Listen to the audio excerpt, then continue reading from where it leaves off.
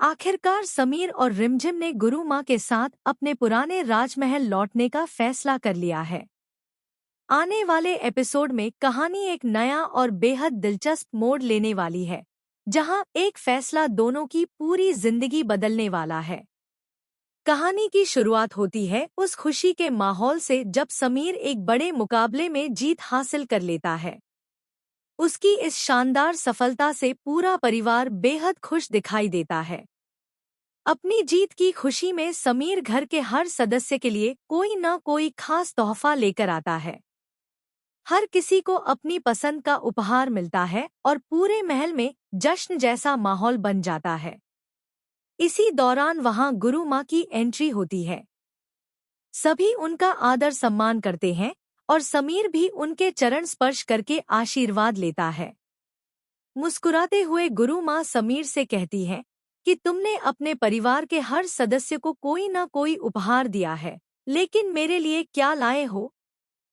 मुझे भी आज मेरी गुरु दक्षिणा चाहिए। समीर बिना एक पल सोचे पूरे विश्वास के साथ जवाब देता है कि गुरु माँ, आपने मुझे जीवन में बहुत कुछ दिया है। आज आप जो भी मांगेंगी, मैं उसे पूरा करने की पूरी कोशिश करूंगा। अगर जरूरत पड़ी तो मैं अपनी सबसे प्रिय चीज भी आपके लिए त्याग सकता हूँ।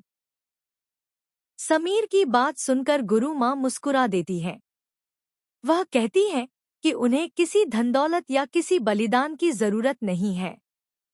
उनकी इच्छा सिर्फ इतनी है कि उनका परिवार और उनका वंश आगे बढ़े। वह चाहती है कि समीर और रिमझिम अब वापस अपने पुराने राज्य लौट जाएं, वहीं रहकर अपनी जिम्मेदारियां निभाएं और अपने परिवार की परंपरा को आगे बढ़ाएं। गुरु माँ की यह बात सुनकर वहां मौजूद सभी लोग हैरान रह जाते हैं। रिमझिम भी सोच में पड़ जाती है। वह विनम्रता से पूछती है कि अगर परिवार बढ़ाना ही उद्देश्य है, तो यह काम यहाँ रहकर भी तो किया जा सकता है। फिर वापस जाने की क्या जरूरत है? इस पर गुरु माँ बड़े शांत स्वर में अपनी बात समझाती है। वह कहती है कि हर परिवार की अपनी एक विरासत होती है और उसी विरासत को आगे बढ़ाना सबसे बड़ी जिम्मेदारी होती है। अगर समीर और रिमझिम की संतान इसी महल में जन्म लेती है, तो उसकी पहचान इसी राज्य से जुड़ जाएगी।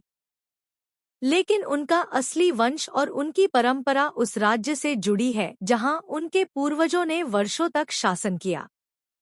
इसलिए वह चाहती है कि आने वाली पीढ़ी उसी भूमि पर